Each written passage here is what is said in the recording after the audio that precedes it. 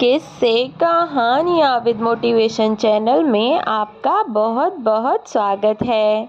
तो दोस्तों, आज की हमारी कहानी है माँ को भूख प्यास से तड़पते हुए एयरपोर्ट पर छोड़कर चला गया बेटा, फिर माँ बनी करोड़पति। आखिर कैसे और क्या हुआ? एयरपोर्ट पर एक सफाई कर्मचारी सफाई कर रहा था। उसने देखा कि एक बूढ़ी औरत काफी देर से एक जगह बैठी हुई है और वह बार बार अंदर की ओर देखे जा रही है। उस औरत को बैठे बैठे कई घंटों हो चुके थे, लेकिन ना तो उसे कोई लेने आया और ना ही उसके साथ किसी को सफाई कर्मचारियों ने देखा था। वह सफाई कर्मचारी अमन जब सुबह अपनी ड्यूटी पर आया तो उसने उस बूढ़ी औरत को वहां बैठे देखा था और अब उसके लंच का समय हो चुका था, लेकिन अब तक वह बूढ़ी औरत वहीं बैठी थी और लगातार सूनी आंखों से एयरपोर्ट के अंदर की ओर देखे जा रही थी, मानो किसी का इंतजार कर रही हो। उस बुजुर्ग महिला को उस अवस्था में देखकर सफाई कर्मचारी को उस पर तरस आ गया और वह उस बूढ़ी औरत के पास जाकर कहने लगा, अम्मा जी, आप कहाँ जाएंगी और यहाँ आप किसका इंतज़ार कर रही हैं? क्या कोई आपको लेने आ रहा है क्या? अमन के सवाल पर वह बूढ़ी औरत बोली, बेटा दीपांशु, मेरा बेटा अभी अंदर गया है। पता नहीं उसे क्यों इतना समय लग गया। तुम जाकर अंदर पता कर सकते हो क्या कि वह अभी तक क्यों नहीं आया? दरअसल मैं अपने बेटे के साथ ही यहाँ तक आई हूँ। वह मुझे अपने साथ मुंबई लेकर जा रहा है। अगर हो सके तो मेरे बेटे को बुला दो, वह अंदर गया है। पता नहीं कैसे इतना समय लग गया, शायद आता ही होगा। तब अमन कहता है, अम्मा जी, आपका बेटा जब आ जाए तब आप उसके साथ चली जाना। अगर आपको भूख लगी हो तो मैं आपके लिए कुछ खाने को ले आऊं। वह बुजुर्ग औरत हाथ जोड़कर मुस्कुराती हुई बोली, नहीं बेटा, तुम्हारा बहुत बहुत धन्यवाद जो तुमने मुझे खाने के लिए पूछा। कम से कम, लेकिन तुम परेशान मत हो, मेरा बेटा किसी भी समय आता होगा और अगर मैं उसे यहाँ नहीं मिली तो वह परेशान हो जाएगा, इसलिए मैं यहाँ से कहीं नहीं जाना चाहती। अमन समझ चुका था कि अब इन वृद्ध माता जी का बेटा कभी वापस नहीं आएगा। वह बोला, माँ जी, बुरा मत मानिएगा, लेकिन यहाँ रोज तीसरे दिन ऐसे कोई ना कोई तो मिल ही जाता है जिसका बेटा, बहू या उसके बच्चे उसे यहाँ छोड़कर चले जाते हैं। और यही नहीं, कभी मंदिर में, कभी सड़कों पर ऐसे ही आजकल के बच्चे अपने माँ बाप को कहीं भी छोड़कर चले जाते हैं। इस पर वह अम्मा जी थोड़ी सी नाराज होती हुई बोली, नहीं बेटा, तुम ऐसा कैसे कह सकते हो? क्या तुम मेरे बेटे को जानते ही नहीं? फिर तुम यह कैसे कह सकते हो कि मेरा बेटा मुझे यहाँ छोड़कर चला गया है? यदि तुम सच में मेरी मदद करना चाहते हो तो अंदर जाओ और जाकर देखो कि वह अंदर ही कहीं होगा। अमन देखकर आया और आकर बोला, देखा माँ जी, मैंने आपसे पहले ही कहा था, आपका बेटा अंदर कहीं नहीं है। यह सुनकर वह थोड़ी सी परेशान हो गई, फिर भी वह खुद को समझाती हुई बोली, कोई बात नहीं, हो सकता है कुछ काम आ गया हो, थोड़ी बहुत देर बाद आ जाएगा। अब अमन भी वापस अपने काम में लग गया और अब धीरे धीरे शाम ढलने लगी थी और अमन अपने घर जाने को था। अंधेरा होने लगा था और एयरपोर्ट पर लाइट्स भी जल गई थीं। अब गर्मी कुछ कम थी। शाम के समय थोड़ी थोड़ी सर्दी पड़ने लगी थी। बेचारी बूढ़ी औरत अपनी साड़ी के पल्लू से खुद को ढकती और उस ढकने की कोशिश कर रही थी और ठंड से कांप रही थी। अमन एक भला आदमी था। उसने उस वृद्ध महिला के पास आकर कहा, माँ जी, आपका कुछ नाम पता आपको पता है? वे महिला बोली, बेटा, मेरा नाम राजरानी है और मैं अपने बेटे के साथ यहाँ आई थी। दरअसल वह कुछ दिन पहले ही मुझे गांव से यहाँ शहर अपने पास लेकर आया था और अब बड़े शहर में उसका तबादला हो गया, तो वह मुझे अपने साथ लेकर वहीं जा रहा था। कब से उसका इंतज़ार कर रही हूँ पर नहीं आया। सफाई कर्मचारी ने उनके साथ कोई ज़बरदस्ती नहीं की। वह बोला, माता जी, यदि आपका मन हो तो आप मेरे साथ मेरे घर चल सकती हैं। मेरे परिवार में मेरी पत्नी है और 2 बच्चे हैं। अगर आप चाहो तो सुबह यहाँ वापस आ जाइएगा। इस पर राजरानी जी बोली, नहीं बेटा, अगर मैं यहाँ से चली गई और मेरा दीपांशु यहाँ आया तो वह मुझे ढूंढेगा और अगर मैं नहीं मिली तो वह कितना परेशान हो जाएगा। तुम जाओ बेटा, मैं ठीक हूँ। अमन राजरानी जी को शॉल उड़ाता हुआ बोला, अब आप मुझे बेटा कह ही रही हैं तो आप यहाँ आराम से बैठिए। मैं अपने साथी को कहकर जाता हूँ। अगर आपको किसी चीज़ की ज़रूरत लगे तो बता दीजिएगा। और हाँ, आप यह शॉल ओढ़ लीजिए क्योंकि रात के समय सर्दी पड़ने लगी है। खामखा आप बीमार हो जाएंगी। तब राजरानी जी ने शॉल ली और उसे ओढ़कर बैठ गई। वह अमन को लाखों दुआएं देने लगी। अब अमन को भी काफ़ी समय हो गया, अतः वह भी अपने घर के लिए निकल गया और अपने घर जाकर उसने अपनी पत्नी को आज की घटना के बारे में बताया। इधर राजरानी जी भूखी प्यासी बैठी थीं और अपने बेटे का इंतज़ार करती रहीं। ठंड से सिकुड़ते हुए उन्होंने ऐसी ही पूरी रात बिता दी। अब वह बहुत चिंतित थी क्योंकि वह वहाँ अपने बेटे के अलावा किसी और को जानती भी तो नहीं थी। एक अमन ही था जिसने आगे बढ़कर मदद देना चाहा, लेकिन अब तो वह भी नहीं था। वे बेचारी पूरी रात ठंड में ऐसे ही बैठी रहीं। अगली सुबह जब अमन वापस अपने काम पर आया तो उसने देखा कि राजरानी जी अभी भी वहीं बैठी हुई थी। अमन ने आते ही सबसे पहले उनसे बात की और पूछा, अम्मा जी, अभी तक आपका बेटा नहीं आया क्या? नहीं बेटा, पता नहीं मेरा बेटा कहाँ चला गया, रोती रोती राजरानी जी बोली। तो अमन ने उन्हें पानी पिलाकर शांत किया और बोला, अम्मा जी, मैंने आपसे पहले नहीं कहा था, लेकिन मुझे कल ही शक हो गया था। आप माने या ना माने, आपका बेटा आपको यहाँ छोड़कर हमेशा के लिए चला गया है और अब वह आपको लेने कभी वापस नहीं आएगा। यह सुनते ही राजरानी जी हिड़कियां मार मार कर रोने लगीं। उनकी हालत देखकर अमन को उन पर बहुत तरस आ रहा था। उसने कुछ ना कहा। वह सोचने लगा कि अब शायद यह माता जी अपने किसी जानकार के यहाँ या फिर अपने घर वापस लौट जाएंगी। अमन अपना काम करने के लिए चला गया और राजरानी जी वहीं बेंच पर बैठी बैठी रोती रहीं और अचानक बेंच से गिर पड़ी तो वहाँ लोगों का जमावड़ा लग गया और आसपास के सभी लोग वहाँ आने लगे। लोगों की भीड़ को देखकर अमन भी वहाँ आया।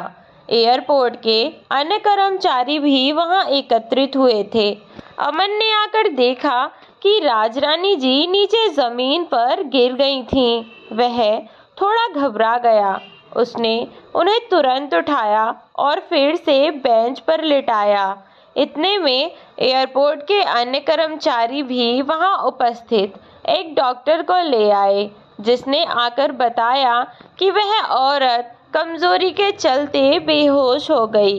पानी की छींट मारकर उन्हें होश में लाने के बाद सभी अपने अपने काम पर लग गए और अमन ने उनसे पूछा, माँ जी आप बेहोश कैसे हो गई? डॉक्टर ने बताया कमजोरी हुई थी। क्या आपने कल से कुछ भी नहीं खाया? राजरानी जी ने ना में गर्दन हिलाते हुए कहा, बेटा मैं तो यहाँ अपने बेटे के भरोसे ही बैठी थी। मुझे क्या पता था कि वह मेरे साथ ऐसा करेगा। मेरे पास एक पैसा भी नहीं था जो मैं कुछ खरीद भी पाती।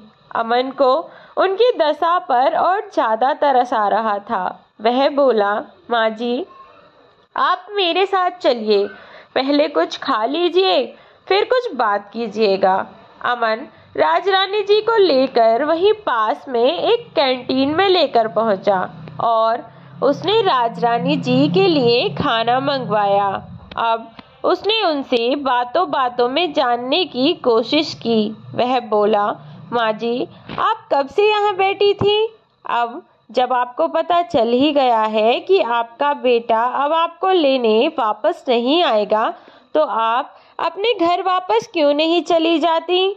आप अब अपने घर वापस लौट जाना, यहाँ तो आपकी जिंदगी और मुश्किल हो जाएगी। राजरानी जी बोली, बेटा मैं जाऊं भी तो कहाँ जाऊं? मेरे बेटे ने मुझे किसी लायक नहीं छोड़ा। मतलब? चौंकते हुए अमन ने कहा। तो राजरानी जी ने बताया कि विदेश जाने से पहले उनका बेटा जब उन्हें लेने गांव आया था तो उसने कहा था, माँ अब मैं आपको हमेशा के लिए अपने साथ के ले जाने आया हूँ, चलिए मेरे साथ और अब हमारा वापस आना नहीं होगा तो हम घर को बेच चलते हैं। उसने मेरा घर भी बेच दिया। अब मेरे पास सड़कों पर रहने के अलावा और कोई चारा नहीं है। यह कहती कहती वह रोने लगी। उनकी दशा देखकर उसे बहुत दुख हो रहा था, पर वह करता भी क्या? बेचारा वह खुद एक छोटी सी नौकरी करके अपने परिवार का पालन पोषण कर रहा था, इसलिए वह कुछ ना कह सका। उसने उन्हें शांत कराया और खाने का बिल देकर वहां से चला गया। शाम को जब वह अपने काम से वापस लौटने लगा तो देखा कि राजरानी जी एयरपोर्ट के बाहर फुटपाथ वाली जगह पर एक बूढ़ी औरत बैठी थी और उसके पास कुत्ते भौंक रहे थे और वह बूढ़ी औरत कुत्तों से बचने के लिए वहीं पड़ा पत्थर उठाकर उन्हें डराने की कोशिश कर रही थी और इसी कारण वे कुत्ते और ज़्यादा भौंक रहे थे, जिनकी आवाज़ से आसपास के और कुत्ते भी दौड़े आ रहे थे और वह बूढ़ी औरत बेचारी डरते डरते उन्हें भगाने की कोशिश कर रही थी और धीमे कदमों से पीछे हट रही थी। वहीं पर लगी एक स्ट्रीट लाइट की रोशनी में उन्होंने देखा तो पता चला कि यह बूढ़ी औरत कोई और नहीं बल्कि राजरानी जी हैं और अब यह सब देखकर अमन से रुका न गया। वह वहां गया और एक डंडे से कुत्तों को भगाकर राजरानी जी को एक तरफ बिठाया। वह थोड़ा साइड में जाकर अपनी बीवी को फ़ोन मिलाता है और अपनी पत्नी को आज का सारा वाकया बताते हुए कहता है, वीना मैं अपनी माँ को तो पैसों की कमी के कारण बचा नहीं पाया, लेकिन अगर कभी मैंने आते जाते देखा कि इन अम्मा जी के साथ कुछ बुरा हो गया तो मैं शायद खुद को कभी माफ़ ना कर पाऊँ। और फिर अब कुछ हो या ना हो, कम से कम 2 वक्त की रोटी तो हम इन्हें दे ही सकते हैं। और बूढ़े आदमी को क्या चाहिए? अगर तुम कहो तो मैं इन्हें अपने साथ घर ले आऊं। मीना काफ़ी समझदार थी। वह बोली, कोई बात नहीं है, अगर तुम्हें सही लगता है तो ले आओ, हमसे जैसा बन पड़ेगा वैसे उनकी मदद करेंगे और फिर जैसे हम सब खा पी रहे हैं सोच लेंगे घर में एक और सदस्य बढ़ गया है। यह सुनकर अमन बहुत खुश हुआ और राजरानी जी को लेकर अपने घर पहुंचा।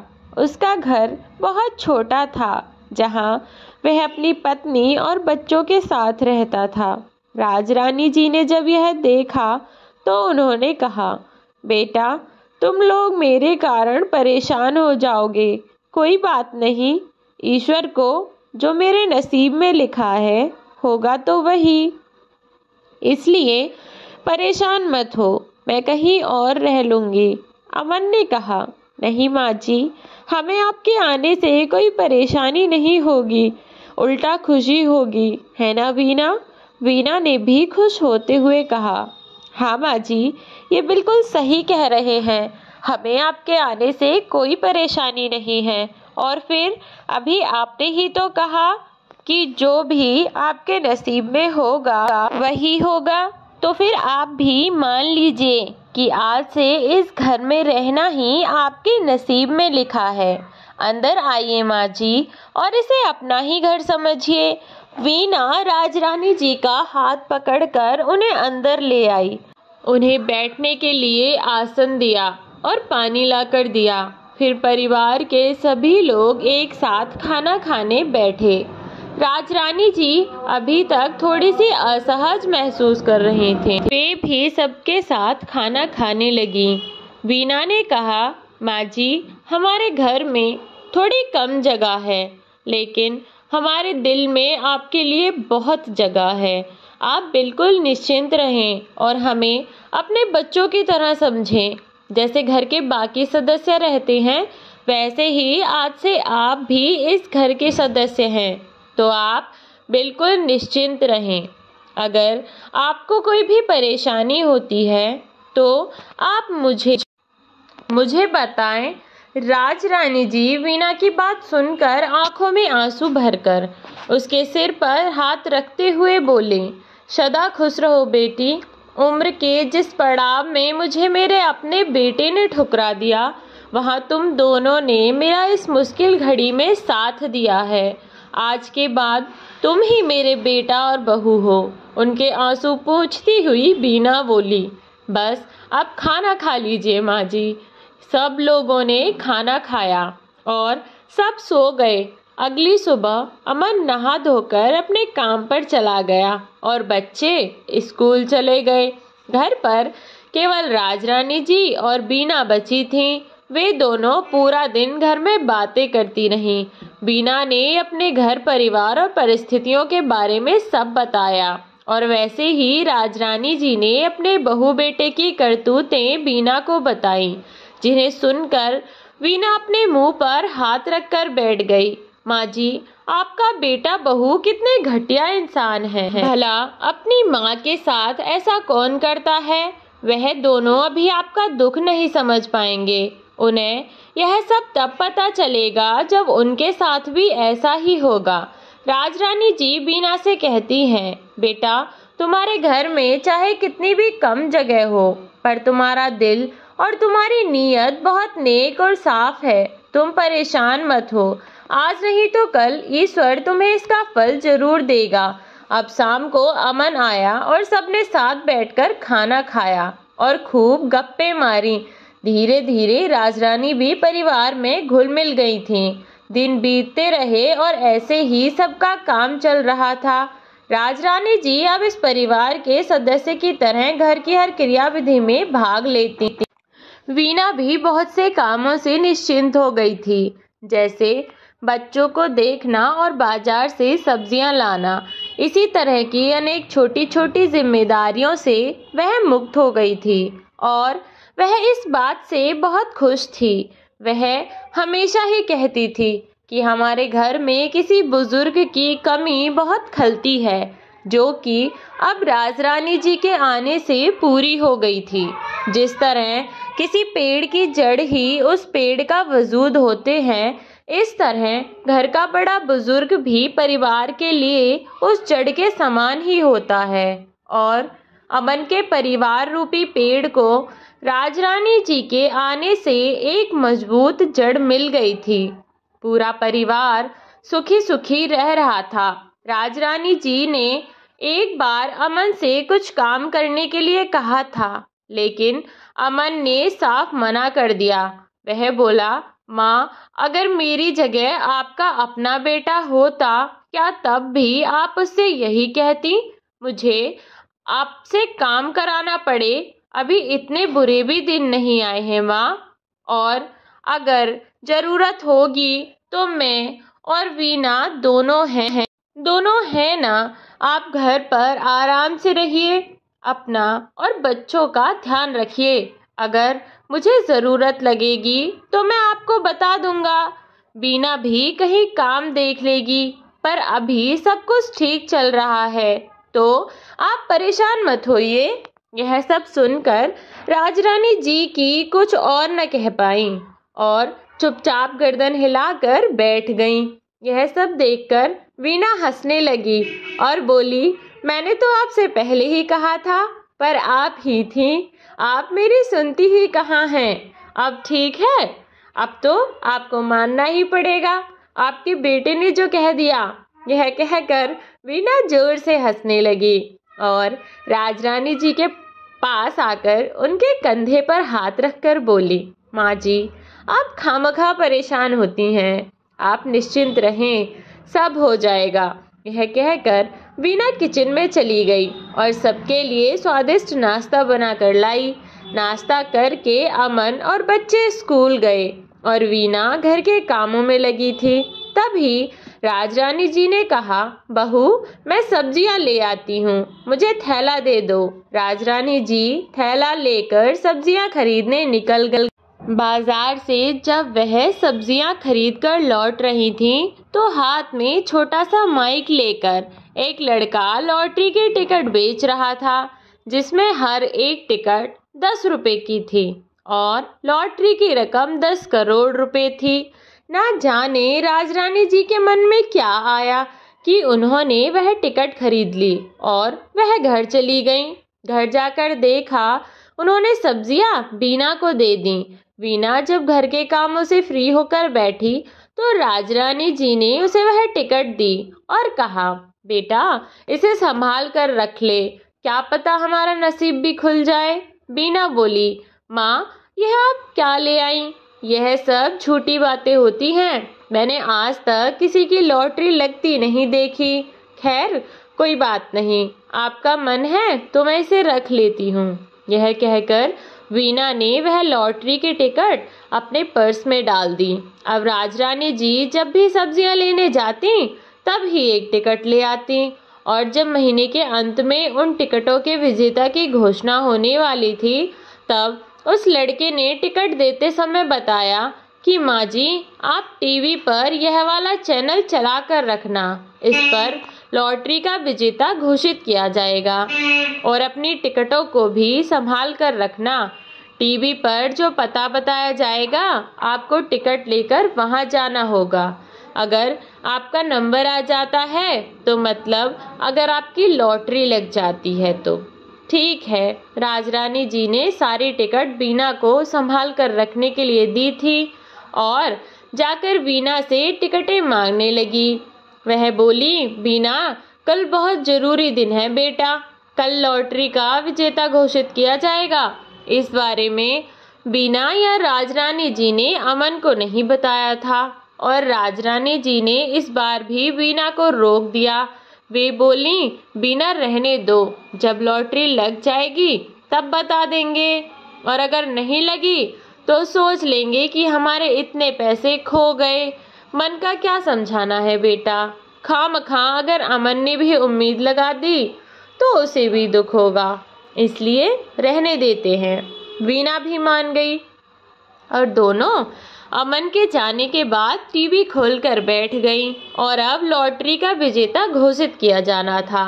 वीना राजरानी द्वारा लाई गई 5 टिकटों को अपने सामने रखकर बैठ गई और जैसे जैसे लॉटरी का विजेता घोषित किया जा रहा था, वैसे वैसे उन टिकटों को चेक कर रही थी। लॉटरी के 3 विजेता घोषित होने वाले थे। पहले विजेता को 10 करोड़ रुपए, दूसरे विजेता को 5 करोड़ रुपए और तीसरे विजेता को 50 लाख रुपए का इनाम था। राजरानी जी और वीना दोनों ही हाथ जोड़कर बैठी थी और ईश्वर का नाम लिए जा रही थी, इस आस में कि उनकी लॉटरी लग जाए। तीसरे विजेता से बताना आरंभ किया गया। सबसे पहले तीसरे विजेता का नंबर घोषित किया गया, उसके बाद दूसरे विजेता का नाम घोषित किया गया। लेकिन राजरानी जी की एक भी टिकट में उन दोनों में से एक भी नंबर नहीं आया। लेकिन अभी भी एक मौका बाकी था और वे दोनों टीवी पर नजरें गड़ाए बैठी रहीं। जैसे ही तीसरा विजेता घोषित किया गया तो वे दोनों अपने सिर पर हाथ रखकर बैठ गईं, क्योंकि तीसरे नंबर की टिकट यानी जो कि पहला विजेता था, जिसे 10 करोड़ रुपए का इनाम मिलना था, वह विजेता भी कोई और ही निकला। टिकट का नंबर कुछ और था। राजरानी जी के पास स्थित टिकट में से एक का भी नंबर उससे मेल नहीं खा रहा था। गुस्से में आकर वीना उन टिकटों को फेंकने लगी। तभी टीवी पर घोषणा करने वाले एंकर ने कहा, माफी चाहेंगे दर्शकों, किंतु यहाँ एक छोटी सी गलती हुई है। यह जो पहला विजेता है, इसके लॉटरी टिकट की संख्या कुछ और है। गलती पढ़ने वालों से हुई है। और अब उसे एंकर ने प्रथम विजेता की लॉटरी के टिकट का नंबर घोषित किया और जैसे ही बीना और राजरानी जी ने देखा तो उनकी आंखें खुली की खुली रह गईं, क्योंकि राजरानी जी कल जो टिकट लेकर आई थी वही टिकट प्रथम विजेता थी। यह देखकर दोनों फूली न समाई और खुश होकर नाचने लगी। दोनों बहुत ज्यादा खुश थीं। वीना और राजरानी जी दोनों बहुत खुश थीं और खुशी के मारे वे दोनों उछल रही थीं कि तभी अमन घर आ गया। दरअसल वह अपने कुछ जरूरी कागजात घर भूल गया था, जो कि कई दिनों से एयरपोर्ट वाले उससे मांग रहे थे, पर वह भूल जाता था और आज वह उन्हीं कागजों को लेने के लिए वापस आया था। उसने अपनी माँ और पत्नी को इतना खुश देखा तो वह हंसता हुआ बोला, अरे वाह, क्या बात है, आज तो आप दोनों बहुत खुश हैं। क्या मिल गया आप दोनों को? बैग रखता हुआ अमन बोला। तब खुशी के मारे बीना उसके गले लगती हुई बोली, अब तुम्हें यह छोटी सी नौकरी करने की जरूरत नहीं है, अब सब अच्छा होगा। तब अमन उसे खुद से दूर करता हुआ बोला, क्या कर रही हो बीना, हद करती हो। राजरानी जी मुस्कुराते हुए बोली, अरे बेटा, अगर तू सुनेगा तो तू भी खुशी से फूला ना समाएगा। तब अमन ने पूछा, आखिर ऐसा हुआ क्या है, अब बात भी तो बता दो। तब राजरानी जी ने उसे लॉटरी की टिकट दिखाई और टीवी पर जो नंबर दिखाया जा रहा था वह भी, जिसे देखकर अमन को भी खुद पर विश्वास नहीं हुआ। वह बोला, क्या सच में हमारी लॉटरी लग गई है माँ? राजरानी जी खुश होते हुए बोली, हाँ बेटा, अब हमारे बुरे दिन चले गए, अब तो बस खुशियाँ ही खुशियाँ होंगी। अब तू आज अपने काम से छुट्टी ले ले, हमें इस पते पर जाना है, यहाँ इनाम की राशि हमें दी जाएगी। अमन ने फोन किया और आज की छुट्टी लेकर वह राजरानी जी को लेकर उस पते पर पहुंचा जहाँ इनाम की राशि दी जानी थी। और क्योंकि रकम बहुत बड़ी थी इसलिए ना न्यूज़ पर दिखाया जा रहा था। प्रथम, द्वितीय और तृतीय तीनों विजेता वहां पर उपस्थित थे, जिन्हें बारी बारी से इनाम की राशि दी जा रही थी। राजरानी जी का बेटा मुंबई में रहता था। वह अपने शहर का हालचाल जानने के लिए ऑनलाइन कुछ खबरें देख लिया करता था, कुछ न्यूज़ चैनल जिन्हें वह डेली देखता था। जैसे ही उसने न्यूज़ खोली तो उस पर अपनी माँ को देखकर वह चौंक गया और जब उसे पता चला कि उसकी माँ 10 करोड़ रुपए की मालकिन बन गई है तो वह फूला न समाया और अपनी माँ को लूटने के इरादे से वह अपने शहर के लिए निकल पड़ा। पर वह जाता कहाँ, उसे तो एड्रेस ही पता नहीं था। उसने एयरपोर्ट पर कर्मचारियों से पूछा तो उसे अमन के घर के बारे में पता चला। वह अमन के घर जा पहुंचा किंतु अमन और उसका परिवार वहां से शिफ्ट हो चुके थे, और होते भी क्यों ना भला। कभी किसी करोड़पति को एक छोटे से कमरे के घर में रहते हुए देखा है? वह तो उनकी मजबूरी थी जिस कारण वे वहां रह रहे थे, और ईश्वर ने आज उन्हें इस लायक कर दिया तो वह अपने नए घर में चले गए। जब राजरानी जी का बेटा वहां पहुंचा तो उसने देखा कि वहां तो ताला लगा है। पड़ोसियों से पूछने पर पता चला कि अमन और उसका परिवार एक हाई-फाई सोसाइटी में रहता है, जहां उन्होंने अपना मकान लिया है। पड़ोसियों से पता पूछकर राजरानी जी का बेटा भी उस पते पर चला गया। उसने जाकर देखा कि दरवाजे पर एक चौकीदार बैठा हुआ है, और अब वह उस चौकीदार से कहता है, सुनिए भाई साहब, यहाँ इस घर में एक राजरानी नाम की औरत रहती हैं। वह मेरी माँ हैं। आप जाकर उनसे कहिए कि आपका बेटा दीपांशु आपसे मिलने आया है, या फिर आप मुझे अंदर जाने दीजिए। गार्ड ने उसे वहीं रोक लिया और बोला, मैं फोन करके पता करता हूँ। उसने राजरानी जी को फोन किया और पूछा, माँ जी, बाहर कोई लड़का आया है और वह कह रहा है कि वह आपका बेटा है। उसका नाम दीपांशु है। वह आपसे मिलना चाहता है। राजरानी जी ने गुस्से में कहा कि वह मेरा बेटा नहीं है। मेरा बेटा यहाँ मेरे साथ है। उससे कह दो कि चला जाए यहाँ से। मेरा उससे कोई वास्ता नहीं है।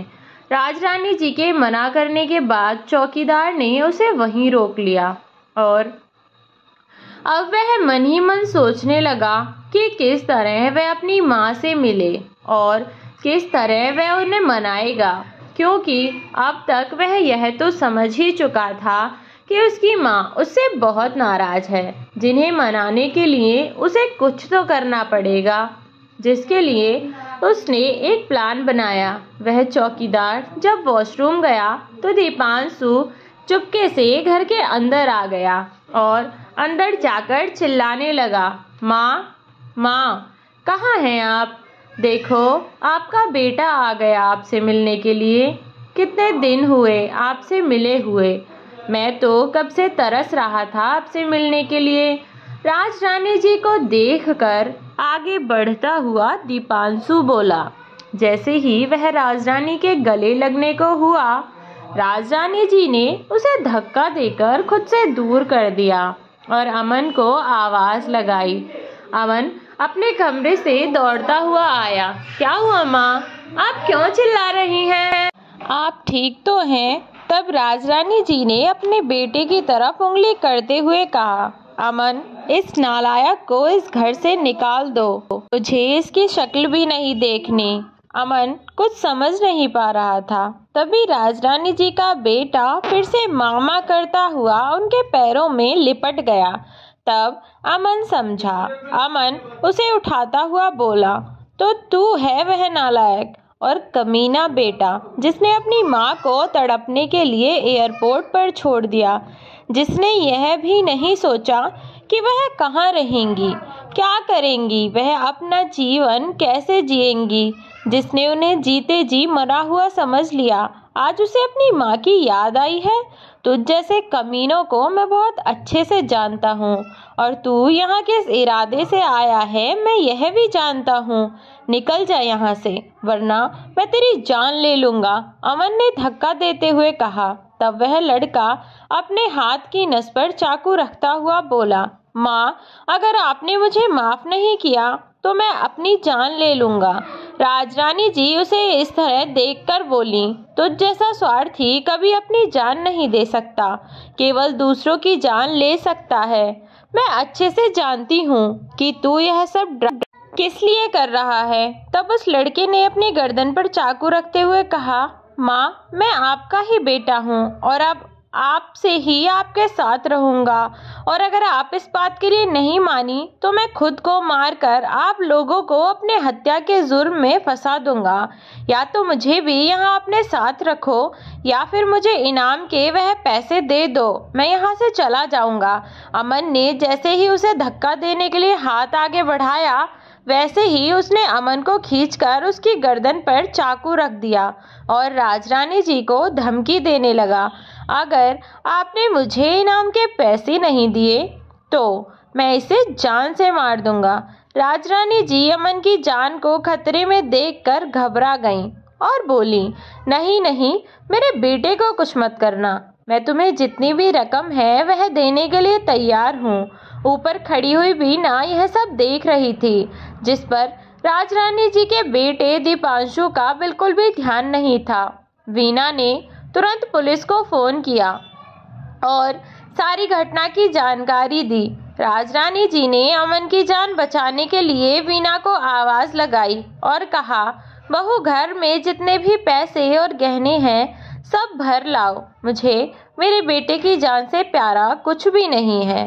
तब यह सब देखकर दीपांशु शैतानी मुस्कुराहट लाते हुए बोला, अरे वाह, बड़ा प्यार है माँ बेटे में। अपने सगे बेटे से इतनी नफरत और इस पराये से इतना प्यार। तब राजरानी जी बोली, सब कुछ तेरे कर्मों के कारण है। जरूरी नहीं कि अपना खून है तो वह सगा ही है या वह ही आपका ख्याल रखेगा। तूने तो मुझे मरने के लिए छोड़ दिया था। उस वक्त मेरा यही बेटा था जिसने मेरा साथ दिया, तो मैं भला आज इसे यहाँ मरने के लिए कैसे छोड़ सकती हूँ। दीपांशु इन सब बातों में लगा था और क्योंकि वीना ने पुलिस को फोन करके सारी स्थिति बता दी थी, तो पुलिस ने भी चुस्ती दिखाते हुए तुरंत कार्यवाही की। वह समय से पहले वहां पहुंचे और सभी लोग इतने धीरे से अंदर आए कि दीपांशु को अंदाजा ही नहीं हुआ कि कब उसके सिर पर पुलिस इंस्पेक्टर ने गन तान दी और तभी एक कांस्टेबल ने आकर उसके हाथ से चाकू छीन लिया। अब दीपांशु को पकड़कर पुलिस वाले ले गए और उसे जेल में डाल दिया। सबूत का कोई अभाव नहीं था क्योंकि पुलिस ने उन्हें रंगे हाथों पकड़ा था, किसी की जान लेने की कोशिश करते हुए, जिसके कारण दीपांशु को उम्र कैद की सजा हुई और राजरानी जी अपने बेटे अमन और बहू वीना के साथ खुशी खुशी रहने लगी। अब वे अपना जीवन बहुत सुखी सुखी व्यतीत कर रही हैं। शायद यह अमन और वीना के कर्मों का फल था जो उन्हें ऐसे मिला। उन्होंने एक असहाय की मदद की और ईश्वर ने फलस्वरूप उन्हें इतना बड़ा तोहफा दे दिया। दोस्तों, ज़रूरी नहीं है कि आपका अपना खून है तो केवल वह ही आपकी सेवा कर सकता है या आपका ख्याल रख सकता है। कई बार पराये रिश्ते इतने हो जाते हैं जितना आपके अपने रिश्ते भी नहीं हो पाते। खून के रिश्ते होने से ही सब कुछ नहीं होता। इंसान के मन में जब तक दूसरे व्यक्ति के लिए प्रेम भावना ना हो, स्वार्थी व्यक्ति किसी का सगा नहीं होता, चाहे वह उसके अपने ही क्यों ना हो। तो दोस्तों, कैसी लगी आपको आज की कहानी, एक बार कमेंट बॉक्स में ज़रूर बताएं। तब तक के लिए अपना ध्यान रखें और खुश रहें। मिलती हूँ आपसे एक ऐसी ही अनोखी और नई कहानी के साथ। तब तक के लिए बाय बाय।